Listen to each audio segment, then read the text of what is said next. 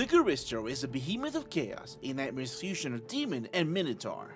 Towering over most beings at over 20 feet, this creature thrives in labyrinthine domains, stalking its prey with a predator's instinct.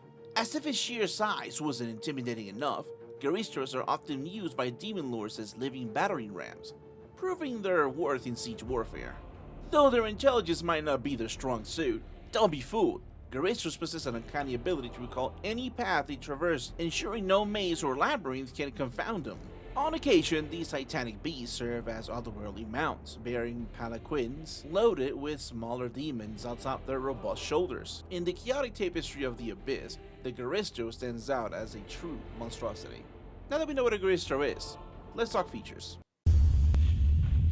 Starting with armor class, sporting a whopping 19 AC, the Goristro's skin is tougher than Dragon's Trivianite. That's no store-bought armor, that's pure organic demon hide. Now let's move and talk about his HP. With a health pool deeper than a 5/9 Freddy's lore, the Goristro isn't just going down without taking a sizable chunk of the security guard, and your health with it. Now with a speed of 40 feet, looks like Goristro dumps some points in agility and character creation, making him a lot faster than most adventurers bargain for.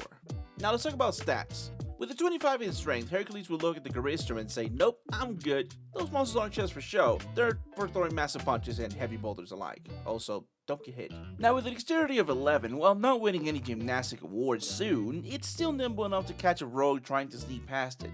Maybe. That's a rough maybe. And with a constitution of 25, the Goristro has the robustness of a brick wall. On second thought, they're tougher than several brick walls actually. And with intelligence of 6, well, it's not gonna be winning any chess tournaments, but it's smart enough to smash a chessboard and everyone playing on it. So hey, that's kind of a win. Now with a 13 of wisdom, with the sense honed in the winding, shifting corridors of the Abyss, it might sometimes stop to smell the roses right before trampling them. Lastly, with a charisma of 14, for a massive fiend it has a certain allure. Maybe it's confidence in knowing that it can crush almost anything. So you might want to leave a compliment, otherwise you might get crushed. Now let's move on to its resistances and immunities. First off, it's resistant to cold, fire, lightning, whether it's a wizard, fireball, or a natural storm. The Goristro laughs in the face of elemental adversity. Also, mundane weapons, cute. FYI, that means slashing, piercing, and bludgeoning from non-magical weapons. Now, for his damage immunities, poison. It can probably drink from a chalice, venom, and last for seconds. Now, for his condition immunities, poison. Who would have thought?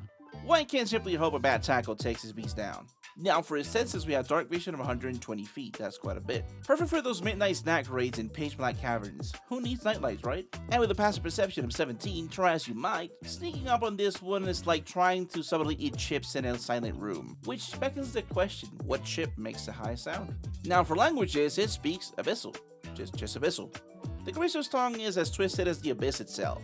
If you're fluent, though, maybe you can negotiate. Worth a try, just don't do it while you're eating chips. Now let's talk about his features. First one is charge. This guy doesn't just walk into a room, he makes an entrance. Move over 15 feet and then gore someone. They're not just gonna get hurt, they're gonna get extra hurt. We're talking a bonus 7d10 piercing damage here. And if you're the unlucky creature in his path, well, I hope you have some practice in tumbling, or you're getting a crash course in being airborne. It says if you get hit, you have to make a strength saving throw DC 21, or be pushed 20 feet away and fall prone, leaving you to a clear advantage for his next attack. Now, with that being said, next we have Labyrinthine Recall. Ever forget where you put your keys? Goristros don't have that problem. I would love to have this power, especially with the remote controller. Whether it's a twisted maze or the route to the bathroom, this demon remembers it all. It's the Google Maps of the Abyss. Then we have magic resistance. Magic spells? Cute. Goristros shrug off arcane assaults like they're just annoying mosquitoes. Wizards? You've been warned. Translation? It has advantage on saving throws versus all magical effects. Kinda the ultimate BS. This feature really is BS. And then we have Siege Monster. This feature means our big friend here deals double damage to objects and structures. It's like having a living, breathing wrecking ball. Miley Cyrus, eat your heart out. Or better yet, have the Goristro do it for you. Now let's talk about its combat action, starting with multi-attack. You know how they say the more the merrier? The Goristro took that to heart, especially when it came to attacking. It's like a child in a candy store, but instead of candy, it's smashing its enemies. The Goristro generously gives out 3 hits per round. 2 with those beefy fists and 1 with its hoof. Starting with Fist, a melee weapon attack with a plus 13 to hit and 10 feet of reach. capable of dealing 20 or 3d8 plus 7 bludgeoning damage. When he wants to get his point across, the Goristro prefers universal language of solid fist to the face. No words, just swallow. We then have his hoof attack, a melee weapon attack with a plus 13 to hit and 5 feet of reach, capable of dealing 23 or 3d10 plus 7 bludgeoning damage. If the target is a creature, it must succeed a DC 21 saving throw or be knocked prone, which, again, bad.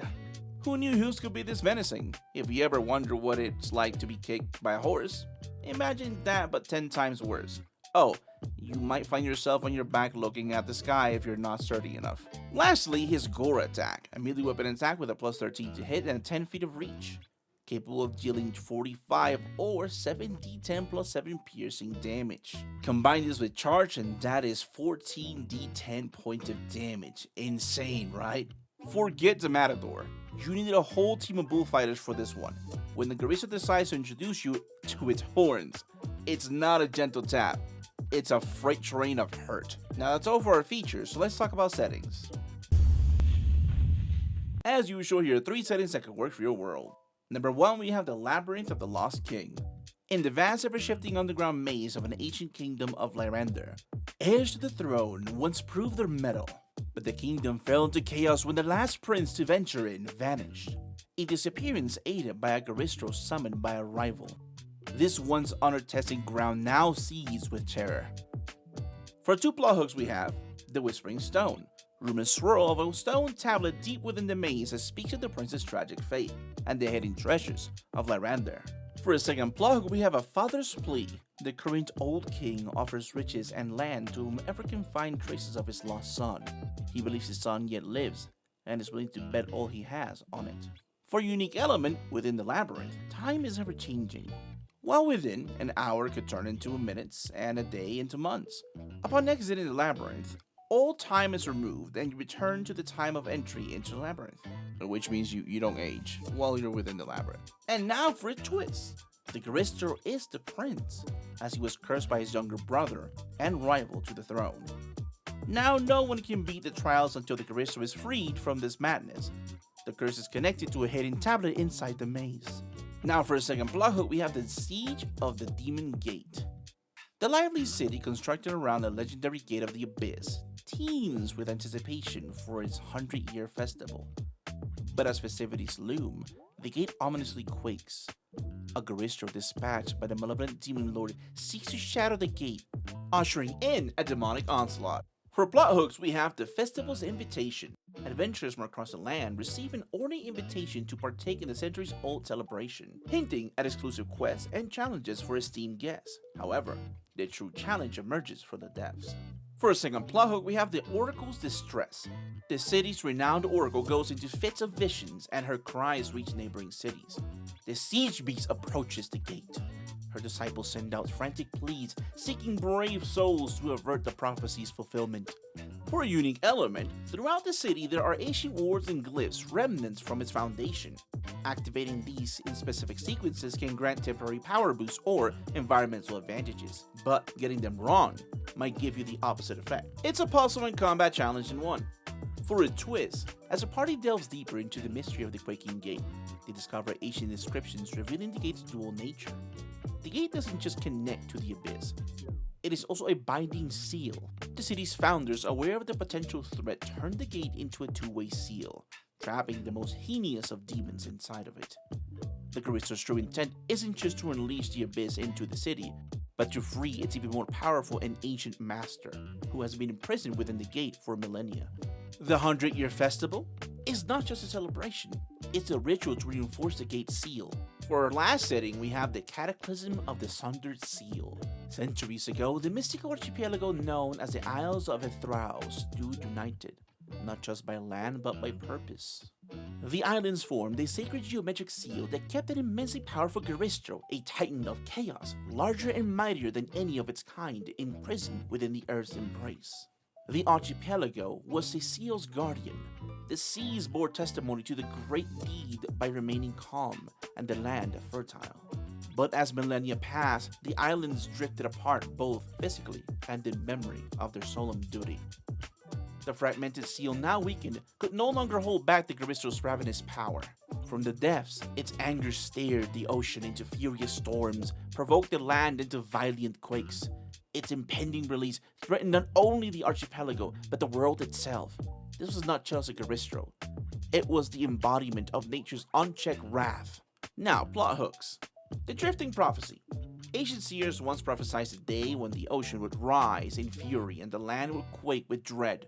To save the world, a group of destined individuals must reunite the drifting islands and restore the seal. For a second plot hook, we have the Titan's Heart.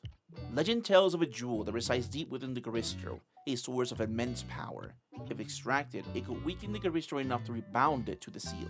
For a unique element, the heroes must employ ancient druidic rituals, harmonizing with the very elements of the archipelago to guide the islands back together. Along the way, they encounter remnants of old seal's magic, which grant them temporary power-ups that reflect the Goristro's elemental rage, such as earthquake-causing stomps or tidal wave summons.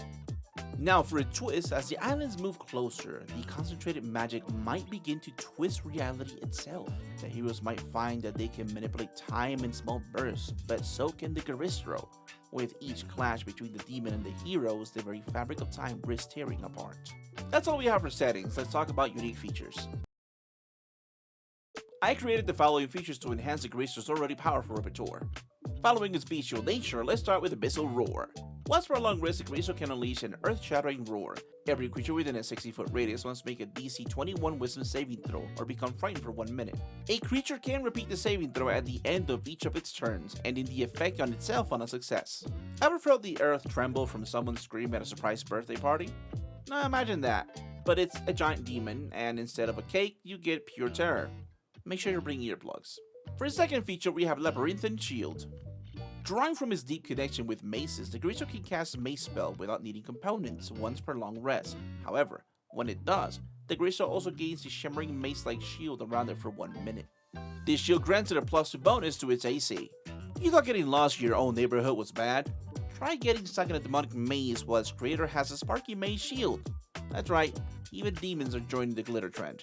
And lastly, we have Abyssal Frenzy. Once per day, when the Goristro is reduced to half its hit points or fewer, it can enter a frenzy state as a reaction. While Frenzy, the Goristro gains the additional melee attack on its turn and deals an additional die of damage with each successful melee attack. This frenzy lasts for 1 minute or until the Goristro is incapacitated. Ever seen a Goristro mad? Well, you're about to see one even madder.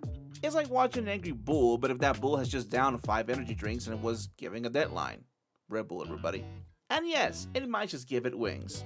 That's all for today's video. Please like, follow, and subscribe, and hit that notification bell if you don't want to miss our next drop. If you enjoyed our content, check out our other stuff. Do it, or I'll cast Modify Memory and make you believe you wrote a 10-minute positive review on the live-action Avatar The Last Airbender movie. Or the Dragon Ball Z one, you get the point.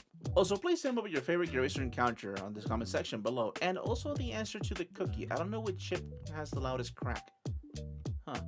Well, that's all for today. Have a good one. Until next time.